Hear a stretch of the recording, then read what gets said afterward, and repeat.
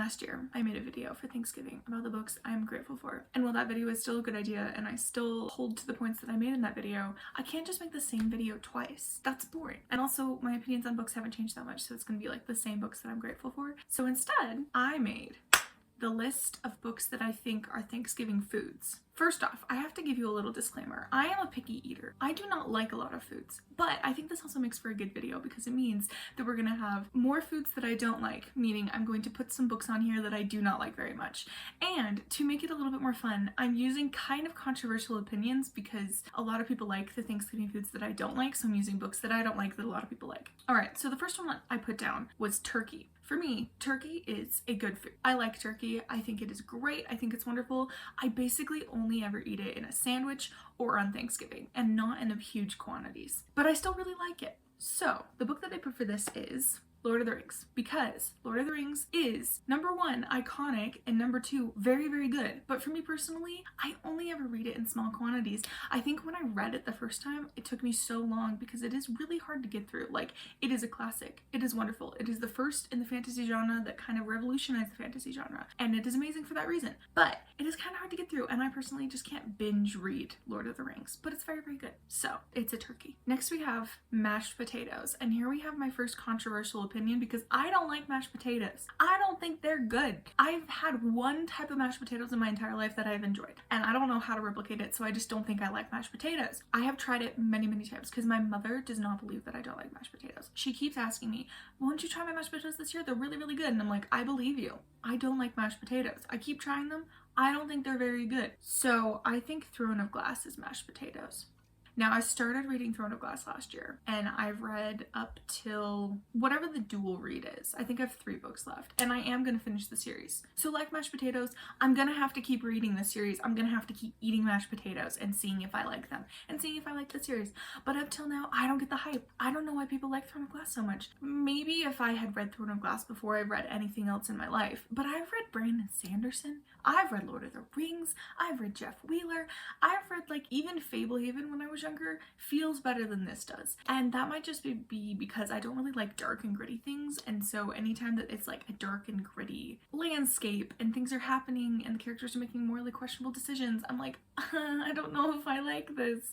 So I'm gonna keep reading Throne of Glass and we're gonna see if I like it, but I'm probably not gonna read it soon. Next we have a roast chicken, which I know a lot of people use as an alternative to a roast turkey. In my family, we don't really have roast chicken anymore, but I still really like roast chicken. I think sometimes we'll do it. When I was younger, we would have a roast chicken instead of a turkey because our family wasn't big enough to eat a turkey, and now our family is big enough to eat like 2 turkeys. So, you know, we don't really have chickens anymore because you'd have to roast like 4 of them to have enough for everyone. But I really like roast chicken. Roast chicken is kind of nostalgic of my childhood because we had it during Christmas and Thanksgiving when I was little, and I really like it. I think it's good, and I like it in all its forms. Percy Jackson, hear me out. Percy Jackson is roast chicken because Percy Jackson isn't quite as like huge and gigantic as Lord of the Rings, right? But it's still kind of massive in its own scope, but it's also easier to digest, and it's a little bit smaller because chickens are smaller than turkeys. I'm so smart. I really like Percy Jackson. I'm ecstatic for the TV show that's coming out. I made a to-do list on Pinterest, and I've just been like pinning all the media that's coming out this year, like towards the next couple months. And we have Zootopia 2. We have The Amazing Digital Circus episode 8 or something like that. We have Percy Jackson series. We have Taylor Swift Eras documentary. We have the FNAF movie. I'm sure there's something else I'm forgetting. I'm ecstatic. I'm so excited for this show. Anyway, Percy Jackson is a roast turkey chicken because I like chicken. I really like Percy Jackson. I like chicken in all of its forms. I don't eat chicken very often. I haven't read the entire extended Percy Jackson universe. I have read the first series, the second series, and the Chalice of the Gods Percy Jackson in High School series. I haven't read Magnus Chase. I haven't read Trials of Apollo. I think those are all the ones I haven't read. I haven't read the Kane Chronicles. So I haven't read the whole entire extended universe, just like I don't eat chicken a lot. This is a great metaphor. Now we have roasted potatoes and carrots. I really like roasted potatoes and carrots. It is like the one thing that I look forward to all year round to have on Thanksgiving because my mom will put them in with the turkey so they taste like the turkey, so they kind of taste like gravy. And then when you add the gravy on top, so good. Love roasted potatoes and carrots. To me, they're kind of just like one thing because I eat them at the same time. And roasted potatoes and carrots to me is Jane Austen. It is a comfort food. I don't eat it very often, but when I do, I love it. Jane Austen is perfect. Jane Austen wrote Pride and Prejudice, Sense and Sensibility. I was gonna say Jane Eyre, but that is wrong. She wrote Mansfield Park, Northanger Abbey. There's one more, Lady Susan. I think those are Emma. There we go. I knew I forgot one. Persuasion. There's a lot of books. Just like there are a lot of versions of Roasted Potatoes and Carrots. She has a lot of books, and they're all like a comfort. They're all really good. I really, really enjoy Jane Austen, actually. I want to continue my reread of Persuasion. I have just like this big fat book that has all of her books in order. I don't think it includes like her letters and stuff, but it has all of her books, including Lady Susan. And I've been reading it from beginning to end over the past, like, I don't know, 7 years. I get distracted. I'll leave my bookmark in, and then I'll put the book back on the shelf, and then I'll come back to it later just from where I was, or maybe like go a chapter before. So I want to finish Persuasion at some point. I don't know when. That's kind of a future thing, but I'm in the middle of my reread of Persuasion, and then I want to go through and reread all of them again because I just love her writing. It's so good. She is a classic for a reason. Roasted onions. I think my mom has done those a couple years, but like no one in my family really likes onions, but she'll do it sometimes. I think maybe she likes roasted onions. I don't like roasted onions. They're not good. I don't like onions in general. I've come around slightly to them, but like I just think onions are gross. I don't like their texture. I don't like their taste. I don't like their smell. I don't like how like gross and soft they get. Ugh. Anyway, Pride and Prejudice retellings is roasted onions because they're kind of similar to roasted potatoes and carrots, but they are not good. Pride and Prejudice retellings sometimes are fine. Sometimes are fine. I read one this year, Pride and Prejudice by someone, and it was not good. It was not a good retelling. It solidified for me my knowledge and opinion that I don't like Pride and Prejudice retellings. I also read a book called I Am Not Charlotte Lucas, which started out to be good and then wasn't good. I think there's a difference between having the ideas and kind of basing that and creating your own plot, but completely retelling the story in a different time period just never really hits for me. There's been like a couple that I really liked. I like I think they call it the Mormon Pride and Prejudice movie, and that one is funny, but it's not a perfect retelling, and maybe that's why I like it, is because they take the plot and kind of make it their own. I don't like the 2005 Pride and Prejudice movie. I'm sorry. I can't do that one. I literally rewatched it earlier this year because I was like, maybe I was just a child when I watched it and I didn't enjoy it because I was little. No, I still don't like it. I cannot handle Keira Knightley. I think I can handle everything else, but Keira Knightley does not fit. She is not Elizabeth Bennet. I'm sorry. You can come with your pitchforks, but she's not. But that's also probably because I was born on the 19 something or other BBC episodes. The 6-hour version is the true one in my heart, and that one will forever be my Pride and Prejudice. I'm sorry for my controversial opinions. We're going to the next one. Yams. Yams and sweet potatoes are not the same thing, okay? Yams are different. Sweet potatoes are different. Sweet potatoes are a completely separate vegetable than yams. I will die on this hill. My boyfriend tried to correct me the other day, and I'm like, no, I can bring up so many sources. I can tell you that they're false. My mom went on this whole rant one time because she was like, they're different. Everyone keeps saying they're the same. It's driving me crazy. And she taught me everything I know about sweet potatoes and yams. I didn't used to like sweet potatoes. We're just gonna call them sweet potatoes because I don't think I've actually truly had a yam, but people kind of call them the same thing. They taste very similar. Sweet potatoes are fine now. I don't hate them anymore. I can eat them in several forms, but I don't love them still. I don't know what it is. I think when I'm eating a potato, I want a potato, and a sweet potato is fake to me, but they're fine. I can handle them now. And so that is nonfiction. I used to despise nonfiction with a passion. I couldn't read a single book. I couldn't get through it. And this year I've kind of come around to it. I've read several books, not a ton. I think I've read like maybe 4 out of the bunch of books I've read this year, but I really liked the ones that I did read. I think I found my own taste in nonfiction. Similar to how yams have to be prepared a certain way for me to like them. I don't like mashed potatoes, and I'm never gonna like sweet mashed potatoes. But I do like some forms of sweet potatoes. I like some forms of nonfiction. I like the ones that are more narrative driven. I don't like ones that are like, this is what you must do, self-help book style. Those kind of drive me crazy. I like the ones that are kind of telling a story, but it's a nonfiction story. Those are fine. Cranberry sauce. I historically have had a love-hate relationship with cranberry sauce. Sometimes I think it's the best thing in the world. Sometimes I hate it. I think it's the way it's prepared. If it's too bitter, don't really like it. If it's too sweet, it kind of tastes off. There's like something in the middle somewhere that I like, and I don't know what it is. And I try it every year, and some years I really like it, and some years I don't. Don't know what the difference is, but I'm willing to keep trying it. So, Aragon by Christopher Pliny. I have read the entire series of Aragon, and I have a love-hate relationship with it. I don't know how I feel about that series. I have liked it at some points in my life, and I have disliked it at some points in my life, like looking back on my reading experience with it. But I have the entire series hidden back there in my bookshelf somewhere. It's in like the back of a shelf, and I want to reread it at some point because he has more books coming out in the series and in the world. And the way that it ended was what made me really dislike it, because it just felt so unfinished. I was like, you're kidding me. This is not the ending. Like, you're saying this is the ending of this epic series? And the romantic in me also didn't like the ending. So I want to read it now because I know it takes place with those characters and hopefully there's more romance. It had such an unsatisfying ending. So anyway, I'm willing to keep trying Aragon. That is the point of this. Just like Cranberry Sauce, where I keep trying it, I'm willing to keep trying to read Aragon. So we're gonna do a reread at some point, and then read, I think it's is it Brissinger, the new one? I honestly don't know. Now I get to stuffing. I have never liked stuffing. I don't know what it is about stuffing. I won't even try stuffing at this point because it just looks good, and then I never like it.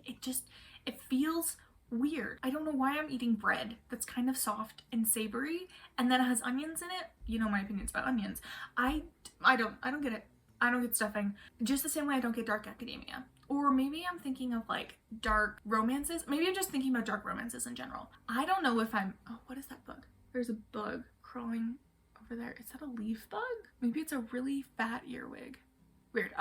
I have never liked romances that are super dark, where they kind of like talk about more gritty subjects and the characters aren't like the best characters in the world and they kind of have like dark things and they do bad things to each other. I don't like the vibes. I don't like it. I don't think I'm ever going to like one. I might try one in the future, but I don't think I'm a person who likes dark academia or just dark romances in general. White rolls and wheat rolls are different in my brain because my mother would always make wheat rolls, and white rolls is from like a Christmas party or a Thanksgiving party at our church where they would have the fluffy white rolls. Love. Both options are good. White rolls for me are Casey West books because white rolls are fluffy. They're not very dense. They don't have much in them, although they still kind of fill you up. Some of them are kind of dense. They still fill you up. They have the lovely butter on top. They're just wonderful. Love white rolls. I also love Casey West. She's not that deep, but some of her books do kind of get deep, and I love just the vibes she brings with her books. They're so kind and they're sweet and they're clean. They don't have anything bad in them. You can just eat a bunch of them and read a bunch of them and just feel happy inside. White rolls, Casey West. Really, really recommend Casey West books. They're just clean romances for teenagers. Wonderful. Then we go to wheat rolls, as previously mentioned. And wheat rolls for me are a little bit denser. They have a little bit more stuff to them. You can't really read as many of them or eat as many of them back to back. And for me, that's Sarah M. Eden. She's one of my favorite authors in the entire world. Every single one of her books, I keep reading a new one and I'm like, surely I'm not going to love this one as much as I love the next one. And I do. I love them all. They're wonderful. She's like one of the best authors ever. She also has a movie coming out soon from, I think, one of the first books she ever wrote called Seeking Persephone. You can look up Seeking Persephone movie and it's like really close to being released. Maybe not in theaters, but just like, I think there's gonna be an app or something. I'm so excited to watch that movie. I got to meet Sarah Meaden recently and she was the most lovely person I've ever met. She was so sweet. Wonderful experience. Her books are wheat rolls because they are kind of dense. They have more to them. They're still not like the hardest things in the world to read. They're more fluffy than like Jane Austen, for instance. They are Regency romance. Well, okay, actually, let me take that back. Not all of her books are Regency romances. My favorite ones are Regency romances, but she does have some westerns. She has a series coming out that's more like sci-fi. There's one that's more magical realism. It's not sci-fi. There's one that's magical realism. I guess her two series that are coming out are magical realism, but her books, wonderful. Love her books. Totally recommend. Basically anything you pick up from her is really, really good. If you pick up a book, get like the first book in the series, but the first book I read from her was like in the middle of a series and it was fantastic and I've been hooked ever since. So I just recommend her wholeheartedly. She's wonderful. Now we go to rolls that you look at and you think, that's probably a nice roll, right? And then you eat it and it's kind of weird. It's kind of chewy. It's not very fluffy. It's kind of dense. You're like, why am I eating this roll? I don't really like this. I don't want to finish it, but I already started eating this roll. I don't want to put it back. I don't want to throw it away. So you keep eating the roll. I read a book earlier this year. It was probably one of my least favorite books of the entire year. It was so depressingly annoying to read this book. And it's called The Heart of Thornwell by Anita Stansfield. I have read several of her books so far. I can see why people like her books, but for me, oh my goodness, I could not stand the writing style. I couldn't. It was so boring, so boring, so long. It took so long to say anything, and it kept going back and forth on just the same things over and over and over in a circle. The ending gets resolved so quickly that you're like, why in the world did this book take so long to get there? And it wasn't even a long book. It was like maybe 200 pages, but it just took so long to get to the end that it felt like it was a 500-page book. Oh my goodness, I couldn't handle that book. It was... Next one. I don't need to rant about that book anymore. I have a whole rant about that. Broccoli bacon salad. Now, I don't know if this is like a universal thing or if it's just something that my family makes. So broccoli bacon salad is you chop up broccoli. It's not cooked and you put it in a bowl. You cook bacon and you chop it up and put it in the same bowl. And then you add, I think, mayo and nuts. I think my favorite one that we make is with sunflower seeds or pumpkin seeds. And then you add cranberries or raisins. And then I think my mom's added cucumber before, and that's really good. And then you eat it. I don't like almost any of those things separately, but together it's so good. And that actually doesn't have anything to do with the book. I just had to say that right here. It's so good. The most important thing that relates to the book that this is I made a bowl of broccoli bacon salad in college.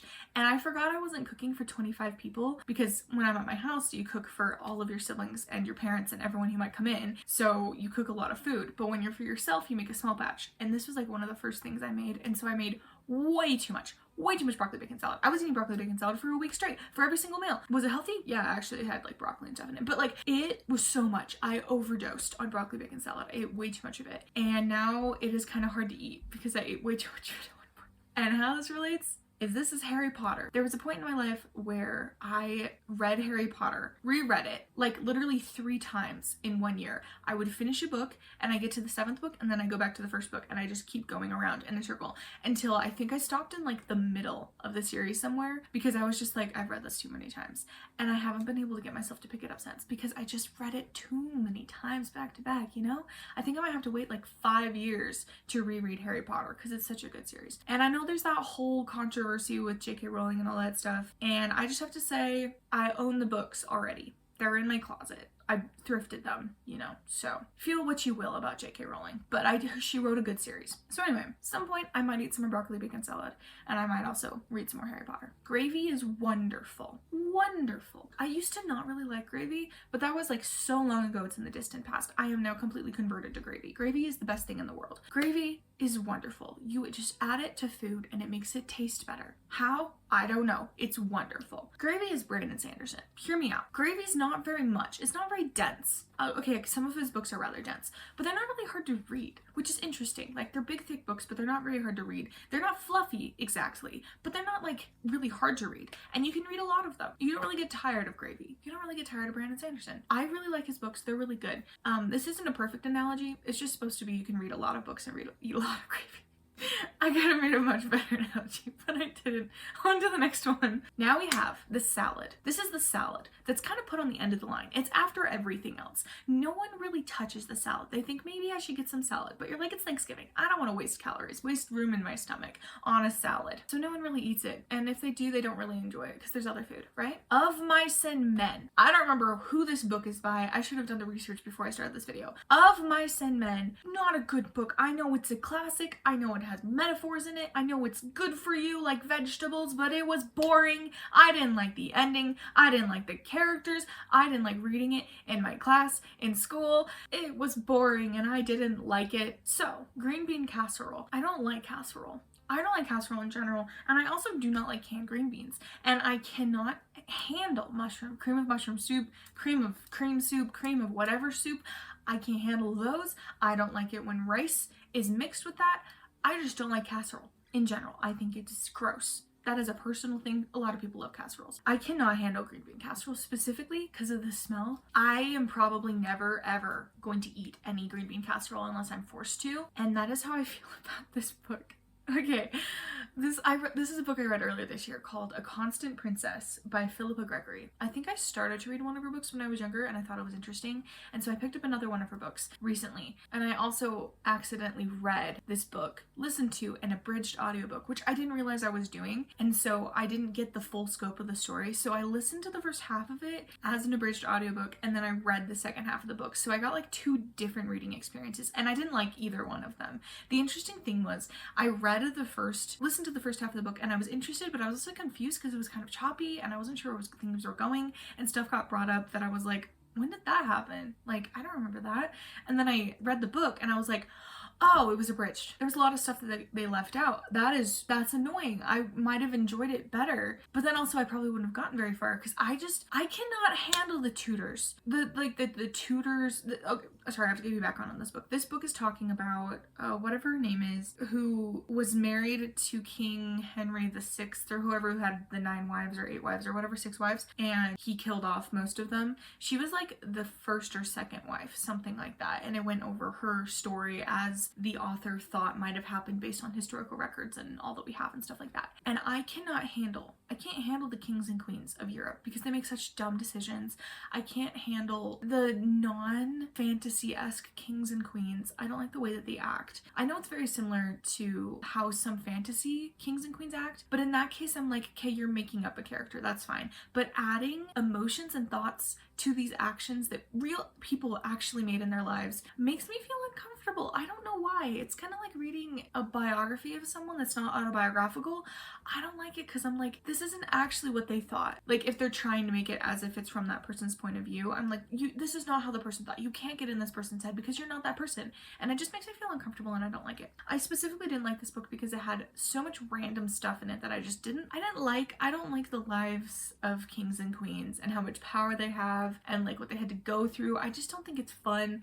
It doesn't make me interested really. Just like I don't like green bean casserole, I just don't like this genre, and I didn't like this book specifically. I don't think I'm gonna read any more of her books. She's not a bad author. I understand that some people might like green bean casserole and I understand that some people might like these books. They're just not for me. Now we have grape juice, specifically grape juice that came from my grandma's grapes that she made the juice and then canned it, and then we have like these jars of grape juice in our pantry. The recent jars have tasted good because they weren't burned, but there was a time when they burned a batch of grape juice and then they continued to use the same canner for all the batches of grape juice subsequently. And my thing is, I'm a super taster. I can taste things in stuff. A lot of my family can't taste it, but I can taste the burnt taste in a lot of that batch. Even if like they can't taste it, I'm like, I can taste it. Even if I don't know that it's a bottle from there, I'm like, this is what this tastes like. I couldn't drink this grape juice for a while, but the recent batches have tasted really good. They got through the old stuff and the new stuff is good. So I do like it now. So how does this equate to stuff? Holiday romances. Sometimes they're really good. Sometimes they're really good and sometimes they're just not good. And you're like, oh, well, I just wasted, my time reading that book. But you're also kind of like, well, it's grape juice. No matter what, it's kind of good.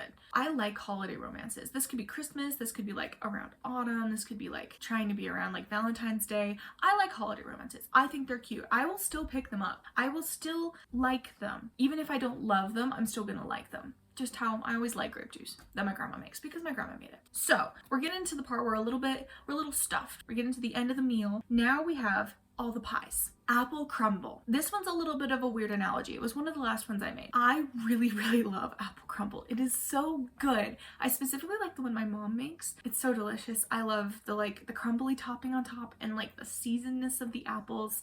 It's so yummy. Apple crumble is the Hunger Games. Hear me out. Hunger Games are comforting. They're so sad and depressing, but they're so comforting to me because I read them in such nostalgic times of my life. Like the first time I read it is so nostalgic. The reread I've done is so nostalgic. Reading like all the other books, I just remember them so well every time that I've read one of these books. It's just so nostalgic to me. Same as apple crumble is so nostalgic to me. And just like apple crumble is a little bit messy to eat because like it kind of falls apart and it's not easy to eat cleanly.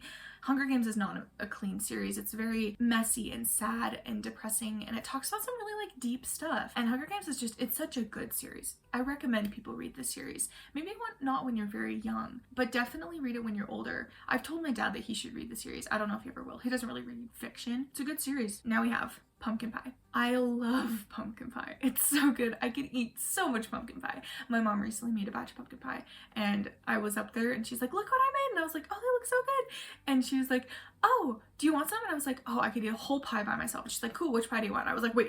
I was kidding. I don't actually need a whole pie. And she's like, no, seriously, take some. Like, I have so much pumpkin I need to eat. Like, get through. So I was like, oh, sure, I'll take it. You don't have to ask me twice. So I ate an entire pumpkin pie over the course of like 4 days. So good. Maybe it wasn't 4, it was like 3 days. It was so delicious. Pumpkin pie for me is Anne of Green Gables. I love Anne of Green Gables. It's such the best series in the world. It is so comforting to me. It is so nostalgic. I love the reread. I get sad when I get to the end because I know what's going to happen to the characters, and I'm like, my characters, I'm not going to be in this world with them anymore. And I wish there was more in the universe. She wrote 8 books and 2 like side spin things and another one, which actually I haven't managed to get my hands on, like the Holiday with Anne series book thing. I need to find it somewhere. It is just perfect. I love Anne of Green Gables. It is a 5-star series for me. Wonderful. Now we get to too spicy pumpkin pie with not enough sugar. It's a weird consistency. It's not very good. You don't really enjoy it. And with an E. Was it Netflix, the Netflix series that they did of Anne of Green Gables? This I know is a controversial opinion, but Anne with an E is not good. It is not a good series. It is too sad. It is too dark. It does not encapsulate the perfectness of Anne of Green Gables. The whole point of it is that she had such a hard childhood. She had such a hard childhood, but she's choosing to make her life bright and happy and joyful, and she embraces the good in her life. That is the whole point of Anne of Green Gables. And Anne with an E takes that and says, oh, she had dark stuff in her life. Let's make the whole thing gritty and sad. And yes, I have to admit, I haven't watched it. So I should watch it before I have any definitive opinions on it. So I'm holding out my complete, utter opinion on it. But I know the plot of the show, and I know the liberties that they take with the timeline and the characters, and I don't like that either. They're either perfect adaptations, or you just take the vibes and you change it completely. But also the character they have for Anne, like I've seen some of the stuff of the way she acts and stuff, and I can't. That is not my Anne. Anyway, I'm getting off my soapbox that I can't actually stand on because I haven't actually watched the show, so I can't have an actual opinion yet. So we're getting off that soapbox. Now we have apple pie. Apple pie is comforting. It's wonderful. You love the lattice. The crust is wonderful and the apples are delicious. That's Little Women for me. Little Women is just the perfect, comforting, wonderful, nostalgic read. It is just happiness and like holidays all in one, just one little bow. It's just perfect, and apple pie for me is just that perfect feeling of Little Women. It's wonderful. I also have I don't like the new, the 2019 Little Women. I'm sorry, I know people love that. For me, it's the same reason why I don't like Anne with an E. Anne with an E takes the dark, gritty aspects of it, same with Little Women that takes the dark, gritty aspects of the later half of the book and makes that kind of the whole movie. To be fair, I need to rewatch it because I did watch it when I was younger, when I didn't have my full brain power in my brain to accurately analyze things. So I do need to rewatch it, so I'm holding out my ultimate opinion, but I haven't loved that one on the watch that I did do. But I love the old one. That one's perfect because it takes like the happiness and the wonderful joy of the first half of it, and then it takes the second half where it gets sadder and darker and they grow up, and it balances it perfectly. I love that one. I really recommend watching the 1990 something version of Little Women. It is perfect and wonderful. I need to get off my soapbox about adaptations because I get too passionate about it. Now we have pecan pie. Or is it pecan pie? Pecan or pecan? I don't like it. I don't think it's good. I haven't had a pecan pie that I have enjoyed. I think I've tried it 2 or 3 times, and any of the times I've tried it, I've thought it's bad. I haven't liked it. I don't like nuts. Actually, I should say that. I don't like nuts. I don't like the way they get in my teeth. I don't like the taste. I don't like chewing them. I just don't like nuts. So that probably actually really influences my opinion on pecan pie. I just don't like the taste of pecans. I don't like Jane Eyre. I didn't like it the time I read it. I need to do a reread. Holding out that right there. I need to do a reread. But I didn't like the stuff that was in Jane Eyre. I didn't like the plot. I didn't like the characters. I didn't like the stuff that was going on. Okay, the writing style was fine. But I didn't like Jane Eyre. The last thing in my dessert kind of section is whipped cream. I used to love whipped cream, and I can't eat it anymore because I'm lactose intolerant. So that makes it a little bit hard to enjoy. I would eat whipped cream on everything. I would layer it on. I thought it was so good. I would eat so much whipped cream. It was wonderful. Whipped cream for me is kind of like the Fablehaven series by Brandon Mull. I loved the Fablehaven series when I was younger. I thought it was wonderful. It was fantastic. I think I reread it several times. I read all of his spin-off books. I think I've read almost every book he's ever written, but I did a reread earlier this year where I read Fablehaven and then I finally finished the Dragon Watch series. And I am not in the age range anymore. I have aged out of his writing. I can't read it anymore and enjoy it because it's just too middle grade. I can't read it anymore, and it made me really sad. I really liked the first series and I liked the vibes I got. I wish I'd read the entire Dragon Watch series when I was younger, when it came out, because I would have really enjoyed it. As it was, I didn't, and so I didn't enjoy it very much now when I read it. So I wish I could enjoy it, just like I wish I could have whipped cream again. I'm lactose intolerant and I can't eat it, and I can't read Fablehaven and enjoy it anymore because I aged out of it. So I'll let my happy memories of both of them fade into the clouds and I can remember them fondly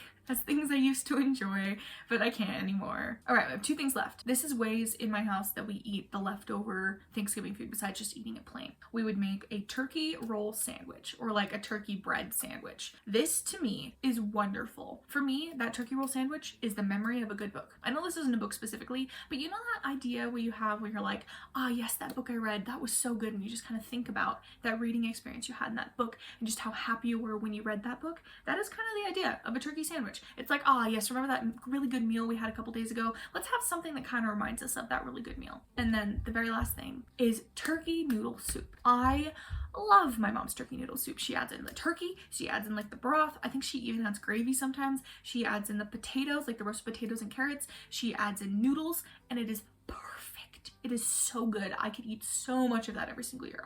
I'm so excited for it every single time she makes it.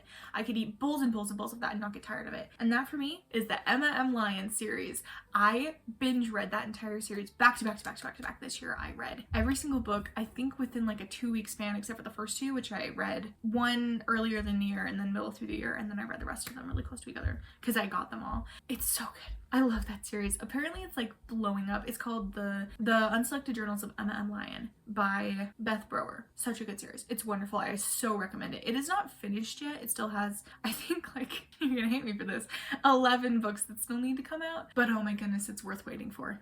It is worth waiting for. I'm so excited for that. Like, just as excited as I am for the turkey noodle soup, I'm so excited for M.M. Lyon. I keep thinking about it. I keep thinking about the 9th book, and it doesn't have a release date yet, but I keep thinking, oh yes, when that book comes out, I'm gonna reread every other book, and then I'm gonna read that book, and then I'm gonna be sad again that I don't have any more M.M. Lyon, and I'm gonna give myself a book slump again because I read them all so close together and too quickly. Her books are so good.